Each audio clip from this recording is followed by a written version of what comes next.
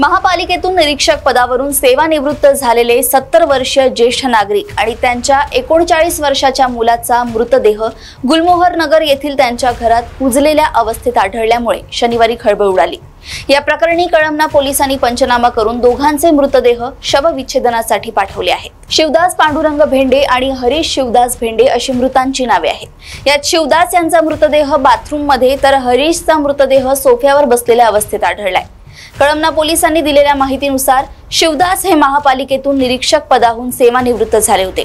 त्यांना मिळत असलेल्या पेन्शनवर त्यांचा उदरनिर्वाह सुरू होता। त्यांना हृदयविकार होता, तसेच ग्लुकोमामुळे त्यांना फारसे दिसतही नव्हते। तर त्यांचा मुलगा हरीश याला दारूचे व्यसन होते। भेंडे यांच्या घरातून दुर्गंधी येत असल्यामुळे शेजाऱ्यांनी कळमना पोलिसांना याबाबत सूचना दिली।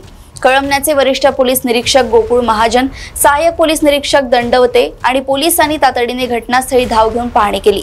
तेथे उपस्थित असलेला शिवदास यांचा लहान मुलगा रोशन याने पोलिसांना मृतक हे आपले वडील आणि लहान भाऊ असल्याची माहिती दिली। त्यांचा कोणासोबतही वाद नसून त्यांच्या मृत्यूबाबत आपणास काहीही माहित नसल्याचे त्यांनी पोलिसांना सांगितले। पोलिसांनी रोशन शिवदास भेंडे यांच्या तक्रारीवरून गुन्हा दाखल करून मृतदेह शवविच्छेदनासाठी पाठवले आहेत। पुढील तपास कळमना पोलीस करत आहेत।